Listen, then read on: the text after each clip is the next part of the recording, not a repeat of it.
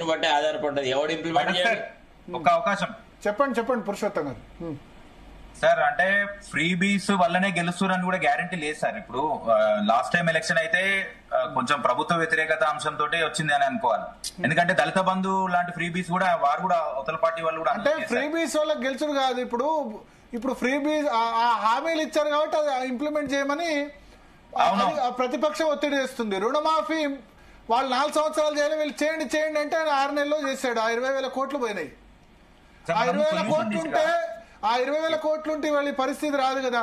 ఎందుకంటే ప్రతిపక్షం ఒత్తిడికి ఇప్పుడు హరీష్ రావు రుణమాఫీ చేయండి అనగానే రేవంత్ రెడ్డి ట్రాప్ లో పడి 20,000 కోట్లు చేశాడు. ఆ 20,000 కోట్లు ఉంటే ఇంత ఇబ్బంది ఉండేది కాదు. సో ఇప్పుడు ప్రతిపక్షం 6 గ్యారెంటీలు ఇంప్లిమెంట్ చేయమని నేనేంటంటే పొలిటికల్ సిస్టమ్ ప్రాబ్లం. ఈ రేవంత్ రెడ్డి తప్పు, కేసీఆర్ తప్పు, కేటీఆర్ తప్పు, హరీష్ రావు తప్పు అనను, లేదా బీజేపీ తప్పనను. అది ప్రతిపక్షంలో ఉన్నవాడు మేము క్వశ్చన్ చేయాలి కదా అంటారు. ఒకటి దీనికి సొల్యూషన్ గా భరత్ సార్ మీరు ఇచ్చిన సూచన ప్రకారంగా త్వరలోనే ఒకటి రౌండ్ టేబుల్ బాడీ ఉద్యోగ సంఘాలతో పెడుతూ అఖిలపక్ష పార్టీలను కూడా ఇన్వాల్వ్ చేద్దాం. తర్వాత వారు భుజంగరావు గారు ఏమంటున్నారంటే ప్రజల నుంచి మమ్మల్ని వేరు చేసే కుట్ర జరుగుతుంది అంటారు కదా. ఇంపార్టెంట్ ప్రజా సంఘాలు అంటే ఉద్యమ సంఘాలు నడిపిన నాయకులు ఉన్నారు. అంటే ప్రజా ఉద్యమంలో చాలా మా ఛానల్ తరపున పెట్టండి. ఛానల్ తరపున 100% సార్ నేను బాధ్యత తీసుకుంటాం. లీడ్ మీరు తీసుకోండి. ఛానల్ తరపున మేము ఫెసిలిటేటర్స్. ఇప్పుడు నాకేం అవుతలేదు పెన్షన్, నా పెన్షన్ ఏం అవుతుంది, నాకేం అవుతలేదు. కాకపోతే మీ బాధ చూసి నేను చెప్తున్నా. మీ బాధనే కాదు, సర్పంచులు, ఎంపీటీసీలు బిల్లులు రాక కాంట్రాక్టర్లు అందరు బాధ చూసి చెప్తున్నా. ఓకే, సర్పంచ్ ఎంపీటీసీల దగ్గర వాళ్ళ దగ్గర కాంట్రాక్ట్లు తీసుకున్నారు, లాభం పొందారు, డబ్బులు తీసుకున్నారంటే ఓకే. పెన్షన్ దగ్గర తీసుకుంటా దానికి డబ్బులు తీసుకున్నారు. భరత్ గారు, చర్చ మీరు చేపట్టడం వల్ల ఒక అర్థం ఏమొస్తుంది అంటే క్విడ్ ప్రో కో ఓటు విషయంలో ఒక సిస్టమ్ ను ఆపడానికి ప్రజల్లో కూడా అవేర్నెస్ తీసుకొచ్చిన వాళ్ళు, జనంలో కూడా తీసుకొచ్చిన వాళ్ళు అవుతారు అని ఒక ఆలోచన. మీరు ఆలోచించండి. అంటే నాకు ఇది ఇస్తే నీకు ఓటేస్తా. అందుకని ఇప్పుడు పురుషోత్తం రావు గారు అన్నారు డెఫినెట్ గా విల్ టేక్ అప్ ఇనిషియేటివ్ తీసుకుంటా అన్నారు. రౌండ్ టేబుల్ పెట్టండి. తర్వాత సార్ ఇంకొక రిక్వెస్ట్ భరత్ సార్, ఇప్పుడు ఏదైతే అమౌంట్ అలాట్ అవుతుందో అందులోనైనా ట్రాన్స్పరెన్సీ మెయింటైన్ చేసే విధంగా తమరు కూడా ఒకసారి స్టూడియో. నేను అనేది ఏంటంటే ట్రాన్స్పరెన్సీ కాదు. ఇప్పుడు ఒక 3 నెలలు రిటైర్ అయిన వాళ్ళకి అందరికి ఇప్పుడు ఇవ్వడం సాధ్యం కాదు. ఎందుకంటే 12,000 కోట్లు ఉన్నాయి. మీరేం చేయాలంటే రిటైర్మెంట్ బెనిఫిట్స్ అందరికి 50 లక్షలు యావరేజ్ కదా, మంచికి 10 లక్షలు రిలీజ్ చేయొచ్చు కదా. కొంత చేయొచ్చు. ఒకటేసారి అందరికి ఇవ్వడం కాకుండా మంచికి 10 లక్షలు ఒక 6 నెలలు అంటే అలా చేయొచ్చు సార్. జీపీఎఫ్ రిలీజ్ చేయొచ్చు, లేదా టీఎస్జీఎల్ఐ బెనిఫిట్ రిలీజ్ చేయొచ్చు. ఏదో ఆలోచించండి. ఏలూరు శ్రీనివాసరావు గారు ఇది బాగుంది. ఎమర్జెన్సీ ఆక్సిజన్ సిలిండర్ దొరుకుతుంది వాళ్ళకి. ఎస్, అది నేను చెప్పేది. ఒక్కటేసారి మొత్తం వద్దు. లేదు, ప్రభుత్వం దగ్గర లేదు. రేవంత్ రెడ్డి గారు అన్నది కరెక్టే, ఆయన కోసుకొని తిన్నా లేవు. ఏఐసీ నుంచి కూడా రవి గారు కూడా ఉన్నారు. మేము పెన్షనర్స్ బెనిఫిట్ ఎంప్లాయీస్ వస్తాయని చెప్పి జీపీఎఫ్ చేయమని చెప్పాం ఫస్ట్. కాకపోతే పోలీస్ డిపార్ట్మెంట్ రావటం వల్ల 400 crores. నేను అనేది ఏంటంటే రిటైర్మెంట్ బెనిఫిట్ ఎవరికి మొత్తం ఇవ్వకండి, పార్ట్లుగా 10% 20% రిలీజ్ చేస్తే గ్రాట్యుటీ ఒక నెలలో కంప్లీట్ చేయండి. కమిటేషన్ అంత కంప్లీట్ చేస్తే వాళ్ళకి 20% అవుతుంది. ఇప్పుడు నాకు ఇక్కడ మెసేజ్ పెడుతున్నారు సార్, 15 నెలలు అయింది, రిటైర్ అయ్యాను, స్కూల్ అసిస్టెంట్ గా.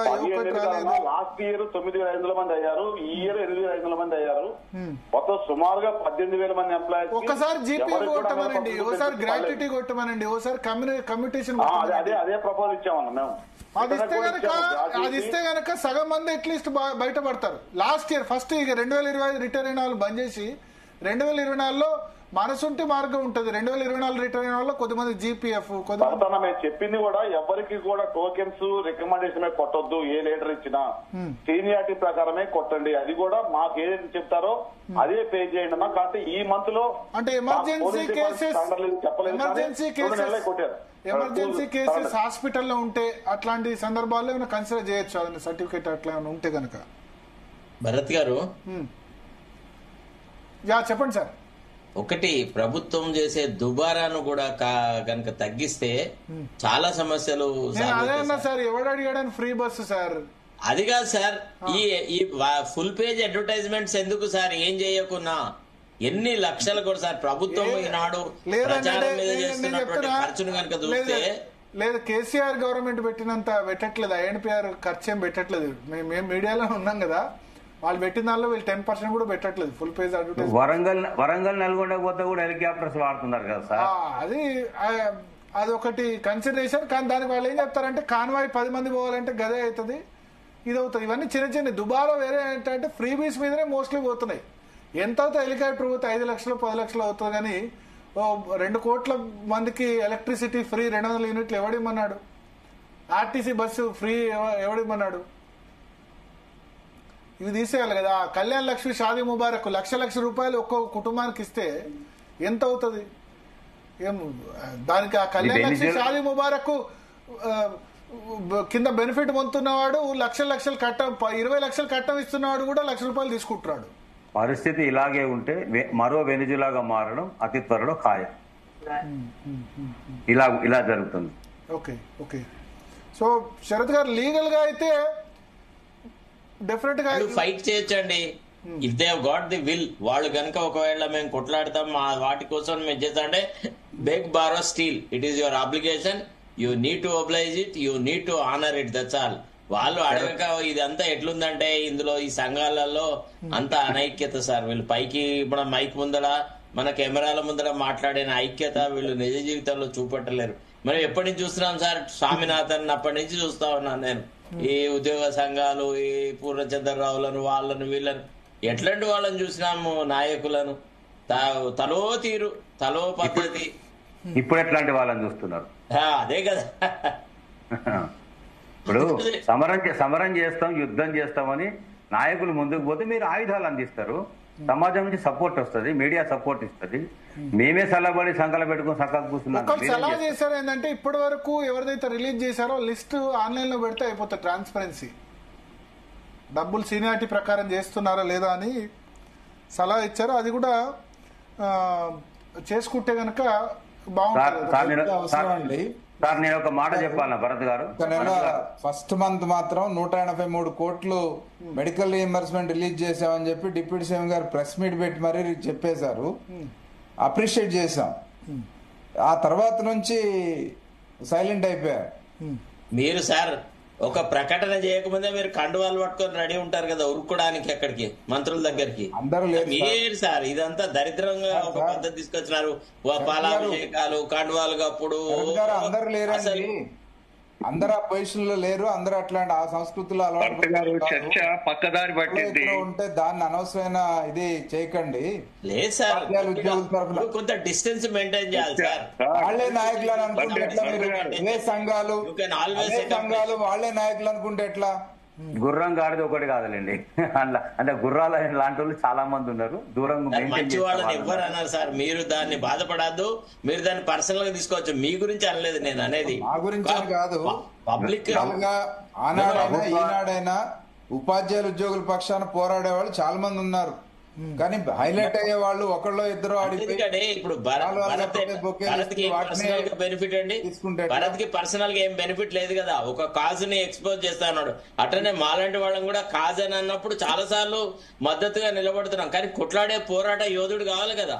వీరగంధము తెచ్చినాడము వీరుడెవ్వడు పూసిపోదాం, మీలో వీరుడెవ్వడు రావాలి కదా. వస్తే ముందుకు వస్తే రైట్, ఇతను తన హక్కుల కోసం కొట్లాడుతున్నాడు, ఇతను కొంత చేయుతని ఇవ్వాలా అన్న ఒక ఆలోచన వస్తుంది. అదేది చేయకుండా ఒట్టిగానే ఊకదంపుడు ఉపన్యాసాలతో చెప్పండి. Welcome Sharath sir, words welcome. అయితే భరత్ గారు చెప్పండి సార్, ఒక్క మాట మీ ద్వారా. ఎవరో చెప్పండి అంటే I'm very shame to say, నాయకులే దళారులుగా తాబేదారులుగా మారి పర్సెంటేజ్లు వసూలు చేసి అప్పచెప్పుతున్న పరిస్థితి సెక్రటేరియట్ నుంచి కింది స్థాయి వరకు ఉంది. పేర్లు చెప్పదలుచుకోలేదు, ఎవరి వీపు వాళ్ళు చూసుకుంటే కనబడుతుంది. ఇది పరిస్థితి. ఎవరికి చెప్తారండి? ఎవరో చెప్పండి అంటే ఇచ్చేటోడు చెప్తాడా, తీసుకుంటోడు చెప్తాడా? అసలే వాడు చెప్తున్నాడు రా నాయన అంటే సరే. ఇప్పుడు ఇచ్చింది కాదు, ఎవరైనా అడిగితే అట్లా చెప్పండి. పక్కదారి పడుతుంది సార్, మొత్తం పక్కదారి కాదండి జరుగుతున్న పరిస్థితి. మీలాంటి పెద్దోళ్ళు గ్రహించకపోతే ఓపికలేకపోతే ఎట్లా? 20% మన దగ్గర వసూలు చేస్తున్నారు, 15% వసూలు చేస్తున్నారు. ఎవరు చెప్పుకోవాలి? కృష్ణమూర్తి గారు ఎవరు చెప్పుకోవాలి? సార్ చర్చ పక్కదారి పడుతున్నది. మీరు నిలుపుదల చేస్తారా? మీరు ఆపుదల చేస్తారా? 2,80,000 మంది పెన్షనర్స్ ఉన్నారు మా సంఘంలో అన్నారు ఇప్పుడు సరే వేరే కాంట్రాక్ట్లు ఆ కమిషన్ మనకు అవసరం లేదు కానీ దీన్ని ఆపాలంటే మీరు అన్నట్టుగా యూనిఫార్మిటీ ఫండ్స్ రిలీజ్ చేయడంలో జీపీఎఫ్ అనేది ఒకటి పట్టుకుని జీపీఎఫ్ అందరిది ఇప్పటి వరకు రిటైర్ అయిన వాళ్ళు ఎంత ఉంది క్యాల్కులేట్ చేసి దీన్ని ఎన్ని నెలల్లో మనం క్లియర్ చేయగలుగుతాం చేసి అది ఒక పద్దు ఫస్ట్ రిలీజ్ చేసి తర్వాత మొదటి 6 నెలలు మార్చి నుంచి రిటైర్మెంట్ అయింది కదా 24 ఏప్రిల్ నుంచి ఒక 6 నెలల పాటు ఉన్న జీపీఎఫ్ అనేది క్లియర్ చేయొచ్చు అంత క్యాల్కులేటెడ్ గా అలా చేసుకుంటే దీనికి సొల్యూషన్ వస్తుంది. మనం ఇంతసేపటికి సమస్యను చర్చించకుండా అట్లీస్ట్ ఆక్సిజన్ అందుతుంది. అంటే జీపీఎఫ్ అక్టోబర్ దాకా కృష్ణమూర్తి గారు మీకు యాక్సెప్టబుల్ అది ఒక్కటి చేస్తే సరిపోదు. కృష్ణమూర్తి గారు మీకు యాక్సెప్టబుల్ అయినా ఇట్లా సగం సగం ఒక మనిషికి 10% అసలు చర్చ పెన్షనర్స్ వాటికి సంబంధించిన ఇష్యూస్ తర్వాత దాన్ని విడుదల చేయాలనే దాని మీద పోయి మొత్తం నాయకత్వమే బాగాలేదు అనే దగ్గరికి పోయి వస్తే ఎట్లా సార్? దాని పరిష్కార మార్గం చెప్పాలి తప్ప పరిష్కారంలో పెద్దలు పరిష్కారంలో ఒక భాగం నాయకత్వ ఐక్యత లేకపోవడం ఆ లోపాలు ఉన్నది ఉన్నట్టు ఒప్పుకోవాలి. మనం లాయర్ గారు చెప్పింది అబ్సల్యూట్లీ 100% అదే. అండ్ రెండోది ఏంటంటే మనకు సపోర్ట్ రాదనుకోవడం భుజంగరావు అన్న ముఖ్యమంత్రి గారు కామెంట్లు చేసినంత మాత్రాన ప్రజలు ఈ రోజు అందరూ ఇంటెలెక్చువల్స్ ఉన్నారు, చదువుకున్న వాళ్ళు ఉన్నారు, అలా ఒక సైడ్ గా పోతుంది మనం ఏదో వ్యతిరేకిస్తారనే భావన కూడా కరెక్ట్ కాదు. ఖచ్చితంగా మనం ఎక్స్పోర్ట్ చేస్తే జరుగుతుంది. మీరు మళ్ళీ ప్రతిపక్షాలు వాళ్ళ దగ్గరికి వెళ్ళకండి. మీరు ఒక ప్రతిపక్షాలు ఆ పార్టీ అని కాదు, మీరు ఫ్రీ బీచ్ మీద ఉద్యమం చేస్తే అందరి మీద ఉద్యమం చేయండి. ప్రతిపక్షము అధికార పక్షం అందరి మీద చేయండి. ఏ రాజకీయ పార్టీ కూడా హామీ ఇవ్వాలంటే భయపడాలి. నేను దీనికి చక్కని సొల్యూషన్ ఏంటంటే ఎప్పుడు కూడా మేము ఏది మాట్లాడినా ఉద్యోగులకు అనుకూలంగా ఉన్నటువంటి అంశాలు, ఉద్యోగుల ప్రయోజనాల కోసం కొట్లాడే అంశాలు అనేది మాట్లాడతాం తప్ప ప్రభుత్వ వ్యతిరేకంగా ఉద్యమాన్ని ఎప్పుడు చేపట్టడం అది బాగా సంబంధించిన సబ్జెక్ట్ కాదు. ప్రభుత్వ వ్యతిరేకం వద్దు, ప్రతిపక్ష అనుకూలం వద్దు, రాజకీయ పరంగా చేయకుండా ఫైనల్ లాంగ్ టర్మ్ సొల్యూషన్ దిశగా వెళ్ళండి. మీ జీ తెలుగు వేదికగా నేను రిక్వెస్ట్ చేస్తా ఉన్నా, ఉద్యోగ సంఘాలందరూ కూడా ఎవరైతే ఆర్గనైజేషనల్ స్ట్రక్చర్ క్యాడర్ వైజ్ బలంగా ఉన్నారో వాళ్ళందరూ కూడా కొంచెం దీన్ని సీరియస్ గా తీసుకొని ఈ పెన్షనర్స్ ఇష్యూ గానీ డిఎస్ ఇష్యూ గానీ తీసుకొని మిగతా వాళ్ళని కూడా కలుపుకొని పోయి సాధించుకొని వచ్చే విధంగా అన్కాంప్రమైజ్డ్ ధోరణిలో ఉండాలని చెప్పేసి రిక్వెస్ట్ చేస్తున్నా మీ వేదికగా, మీ మీడియా వేదికగా. శ్రీనివాసరావు గారు, ఏలూరు శ్రీనివాసరావు గారు ఉన్నారా ఫోన్ లైన్ లో? శ్రీనివాసరావు గారు, ఈ ప్రపోజల్ ఏమైనా పెడితే బాగుంటదేమో.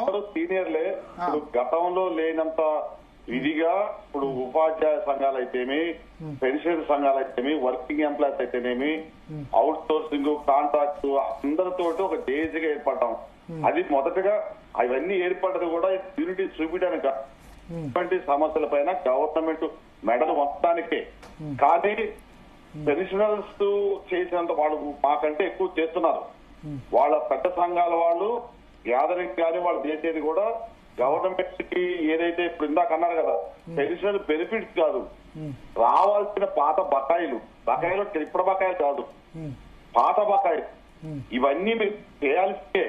యునైట్ చేద్దాము. ఇందులో అనైక్యత కూడా సంఘ నాయకుల మధ్యన ఎక్కడ అనైక్యత లేదు. గవర్నమెంట్ ఏదైనా చేసినప్పుడు పోయి ప్రశంసించడం కూడా తప్పులేదు. ప్రతిదీ గవర్నమెంట్ మీద యుద్ధం చేయడానికే సంఘాలు లేవు. ఏదన్నా పని చేసినప్పుడు పోయి ప్రశంసించి రావటం, పని చేయనప్పుడు పోరాటం చేయడం అనేది ఉద్యోగ సంఘాల ప్రాథమిక కర్తవ్యం. అందులో ఇటువంటి భేదాభిప్రాయం లేదు. ఉద్యోగ సంఘాలు కూడా డిఫరెన్సెస్ ఏమీ లేవు. పెన్షన్ సంఘాలు కూడా ఉన్న మేజర్ సంఘాలు, మిగతా 7 సంఘాలు కూడా అంతా ఐక్యతతోటే ఉన్నారు, ఏకతాటి పైన ఉన్నారు. కొన్ని ఇండివిజువల్ కూడా కొన్ని కార్యక్రమాలు సక్సెస్ చేయగలుగుతున్నారు పెద్ద ఎత్తున. ఇందులో అట్లాంటి భేదాభిప్రాయాలు లేవు. కాకపోతే మీరు ఫ్రీబీస్, బెనిఫిట్స్, సంక్షేమం దాని గురించి మేము ఉద్యోగులుగా ఇప్పుడే మాట్లాడలేము, కొంత టైం తీసుకుంటాం. మేము టైము మొదటి నుంచే కార్యాచరణ మొదలు పెట్టిన దగ్గర నుంచే ముఖ్యమంత్రి గారిని 3 సార్లు మీటింగ్ పెట్టగలిగాం. సాధించడానికి మార్గాలు మీరు పవర్ లో ఉన్న వాళ్ళు లేకపోతే రిటైర్ అయిన వాళ్ళైనా స్టార్ట్ చేయాలి. వాళ్ళు చేస్తున్నారు, మాకంటే ఎక్కువ చేస్తున్నారు. మేము 3,50,000 ఉంటే వాళ్ళు 3 లక్షల మంది ఉన్నారు. వాళ్ళు చాలా యాక్టివ్ గా ఉన్నారు. వాళ్ళ నాయకత్వం కూడా పటిష్టంగా ఉంది. మేము వాళ్ళ నాయకత్వం కూడా మాకంటే పటిష్టంగా ఉంది. మేము కొంత వర్కింగ్ లో ఉన్నాం కాబట్టి కొంత ఆగుతాం. అట్లని చెప్పి ఉన్న ఉద్యోగులంతా లంచగొండలే భయపడతారు, నాయకత్వం అంతా కమిటీ అయిందంటే ఏ నాయకత్వం జేఏసీలో ఉన్న 206 సంఘాలు కానీ క్రియాశీలకంగా ఉన్న స్టీరింగ్ కమిటీ కానీ ఎక్కడా రాజీ పడలేదు, ఎవరు లాలూచి పడలేదు, ఎక్కడ కూడా సొంత ప్రయోజనాలకు కానీ ఎక్కడ అయితే ఇమీడియట్ గా ఈ రోజే జేఏసీ రద్దు చేస్తాం ఏ ఒక్కటి ప్రూవ్ అయినా. ఇందులో మాకు ప్రభుత్వం కూడా మేము ప్రభుత్వానికి మద్దతు ఉంటాం తప్ప ఏ రాజకీయ పార్టీకి అనుబంధం కాదు. కాకపోతే కొంత వేచి ధోరణిలో ఉన్నాము. పూర్తి స్థాయిలో ముందుకు పోవాలంటే కొన్ని చూడాలి. మనం గ్రామ పంచాయతీ ఎలక్షన్ వస్తాయి అనుకున్నాం, కొన్ని సాధించుకున్నాం, ఒక్కొక్కటిగా అయితే కానప్పుడు ఎట్టాగు కార్యాచరణ పోతాం. మా పెన్షన్ పెద్దలే ముందుంటారు, వాళ్ళు తెలంగాణ ఉద్యోగం నడిపిన వాళ్ళు. గతంలో టీఎన్జిఓస్ టీజీఓస్ లేరు అంటే అప్పుడున్న నాయకత్వం ఇప్పుడు లేదు. ఆ నాయకత్వం వేరు, ఈ నాయకత్వం వేరు. కలుపుకొని పోతున్నాం, కలిసే పోతున్నాం. అందులో సెకండ్ థాట్ లేదు. మా పెద్దోళ్ళు మమ్మల్ని భయపెట్టాల్సిందే, మా వార్నింగ్ ఇవ్వాల్సిందే, మమ్మల్ని నిద్ర లేపాల్సిందే, మేము వాళ్ళ మాట కాల్సిందే. అందులో సెకండ్ థాట్ లేదు. కాకపోతే ఏదైనా ఉన్నప్పుడు మాకు కూడా ఒప్పందిస్తే జరుగుతుంది గవర్నమెంట్ అనేది మాకు వస్తే దాన్ని బట్టి మేము బెదిరియడానికి అవకాశం ఉంటుంది అనేది మేము మాట్లాడిన తప్ప వేరే కాదు. Okay, thank you.